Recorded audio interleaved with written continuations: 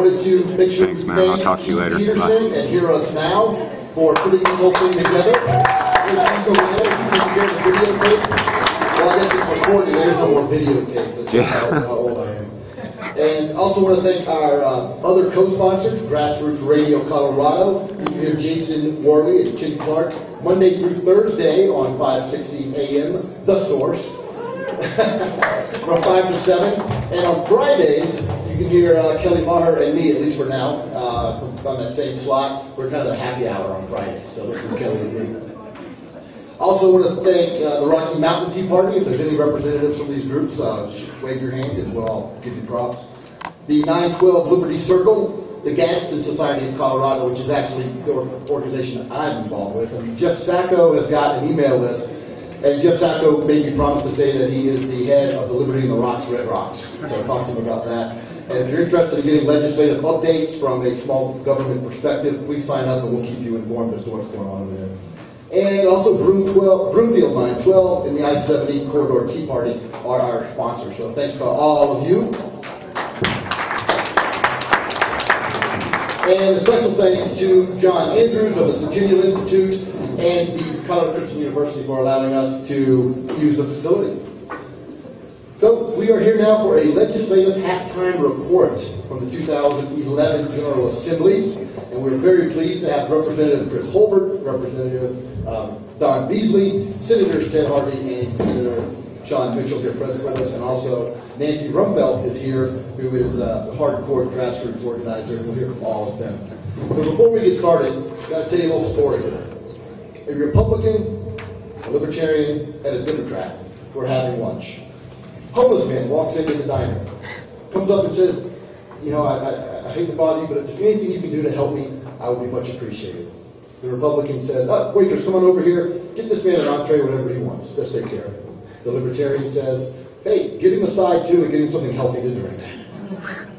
And the Democrat, not wanting to be left out, says, and when he's done, give him some dessert. So the homeless man goes off and he's very happy and he has his meal. Comes back when he's done, he says, I want to thank you all so much. He reaches out, touches the Republican on the shoulder, and the Republican's back problem he's had for years is suddenly healed. The homeless man reaches out to the Libertarian, touches him on the shoulder and says, thank you. The horribly arthritic knee he has is now healed. He starts to walk over to the Democrat, jumps out of the way and says, no, I'm on disability.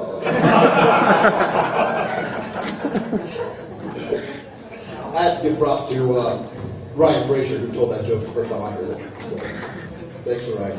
So with that, let's get started. We want to hear from the different representatives and senators about their perspectives on what has gone on down at the General Assembly here for the first half of the session, and with particular emphasis on any bills that they have put forward, what's happened to those, and what might happen here in the second half, or any particular legislation they are putting forward. So let's start with the freshman representatives, and we'll start with Don Beezley, and we'll let everyone know that Don is a member or an alum of the leadership program of the Rockies, class of 09 with me, so we're glad to have him here. And for anybody who's not familiar with the leadership program of the Rockies, check it out, because it produced Don. Don't hold it against them, that it produced me as well. So Don is freshman representative from District 33, which is the Broomfield area. He's on two committees. He's actually the vice chair of the Education Committee. He's also on the Finance Committee. So thank you, Don. What are your thoughts? What are your bills you've got going on over there? Thanks, Dave. And I was going to say that the 09 class was the best, but then Dave revealed that there were mixed results. So. Absolutely. Well, thanks. I guess I'll just let you know. I have a couple of thoughts, but I'll just jump into what David asked about in terms of some legislation. And as you mentioned, I'm on the Finance Committee and vice chair of the Education Committee. And one of the great things about being on the Finance Committee is you see a lot of bad stuff, and I have the opportunity to kill a lot of bad stuff. So it's one of my favorite places to be. On the education side, when I look at, I ran for the seat for really two primary reasons. One is, as a citizen, I looked at my current representative and I was not particularly happy with her. In fact, this was a pretty significant swing in the nature of the representation. And number two, I understood the parliamentary process that go on the Capitol.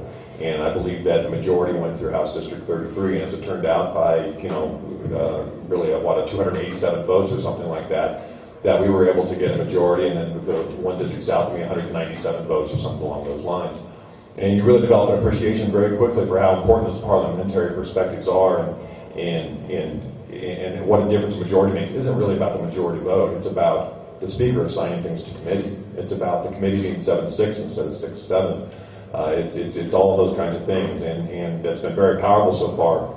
And I look for the finance committee and the education committee, because in finance you see a lot of tax structure things, a lot of things that distort the economy, a lot of things that puts government in a position to pick winners and losers on a daily basis. There's nothing I don't see every single week, twice a week in committee that doesn't have picking winners and losers and taking money out of your pocket and deciding whose pocket it's going to go into. So that's been very powerful for me in the finance committee. On the legislative side, one of the reasons I asked for the education committee is that I am sometimes concerned that it's very easy for us to be focused on our elected leaders. I mean, I've certainly been focused on them over the last years. You guys certainly care about that. And I'm sometimes skeptical about electoral politics, because if I'm being cynical on a day, I say, electoral politics got us into this mess. How's it going to get us out? But those parliamentary things I talked about are an important part of this. And then within it, I look for things that are what I call cultural catalysts. Are there things that I can do that affect things and move them in a direction, not just lower taxes or this or that, but what are the things within the culture? And one of the reasons liberal progressives have targeted education so much is because that is one of those key levers in the culture. And that has been at the top of their list for a long time. And that's one of the reasons I wanted to be on the education committee. And that's the reason I've pursued a couple of things. One of them in particular, one is a little more functional, just trying to help charter facilities actually access schools. We actually have situations where, we'll have an empty public school building. The district doesn't like charter schools, so charter comes and says, hey, can we use this public school building for public school? And they say, well, we're keeping a mouse in that one corner in that building, so it's not available. And I'm not exaggerating by much. So trying to just break that up a little bit. And the reason I support charter schools is because it does empower parents, and it does give parents choice, and it does try to break up that culture, that edifice, if you will, that has been put in place over the course of the last 30 or 40 years. And the second thing that's going to be in committee here on Monday morning, which has got some national attention, is what's called the parent trigger. And it basically says to our parents in our lowest performing schools, you guys can petition your local school board, and you can, in a sense, force transformation in that school, whether it be to a charter school or what's called an innovation status school. Because again, those are things that impact the culture and break up that monopoly of the existing educational establishment that they have over our kids. And we've done a lot of pretty good reform things in Colorado over the years, actually, like charter schools, like innovation schools. The tenure reform, watered down as it was still good last year.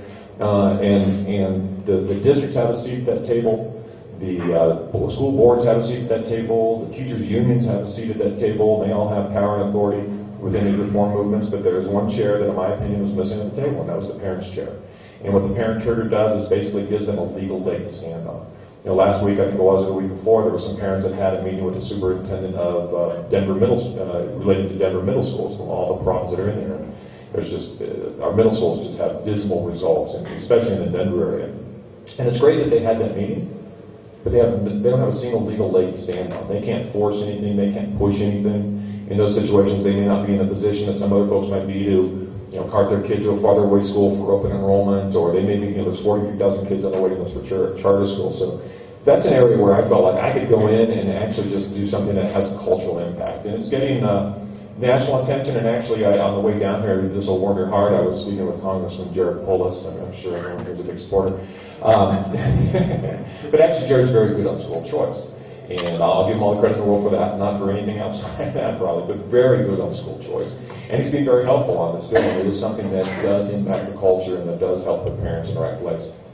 The other things, working actually on, sometimes you want to do some statement things, I guess, and one of the other big areas of concern I have in Colorado, we've had 4 record budgets in a row, and it's a little odd that the other side doesn't understand that when you have record spending 4 years in a row, that maybe that's contributing to your fiscal crisis.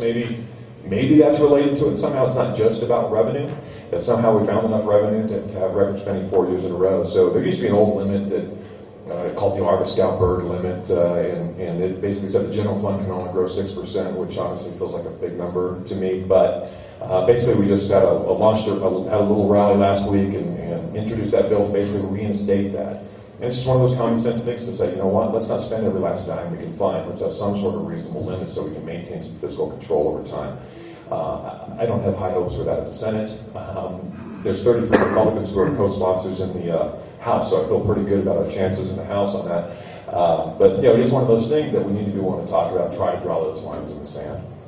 I think that's pretty much, for the most part, it on the legislative side. Other things that are going on, I'm not going to talk about the legislation, but when I started out today talking about, and I think this is an important group to talk about this type of issue, is definitely we need to focus on who are our elected representatives and work for folks that we like and try to hold people accountable. In fact, I think it's very important that we hold Republicans accountable for some vision of individual liberty and limited government and personal responsibility and free market capitalism. And those are my litmus tests. When I look at things and I try to make the decision of, where's my vote go on this, those are the 4 things I look at. And I try to say, does it violate this test in any way? And of course, you do get into the situation of, well, is it the less bad option? And is that a slippery slope, or is it a reasonable point in time to pick the less bad option? And sometimes that's a hard decision to make. But that is the filter that I use to evaluate those decisions. And for you guys, I think it's very important that you do hold us accountable. The other thing too is, don't just email us when you're mad. Also email us when we've stood up and done something, because sometimes, I had a vote that was 62-1. A couple of weeks ago, trying to protect the petition process, which I believe is very important for the liberty movement.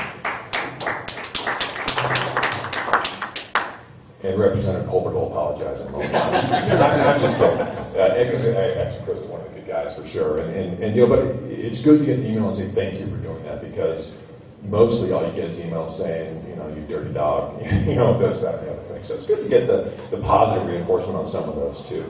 And but the last thing I want to say too is stay really focused on structural reforms.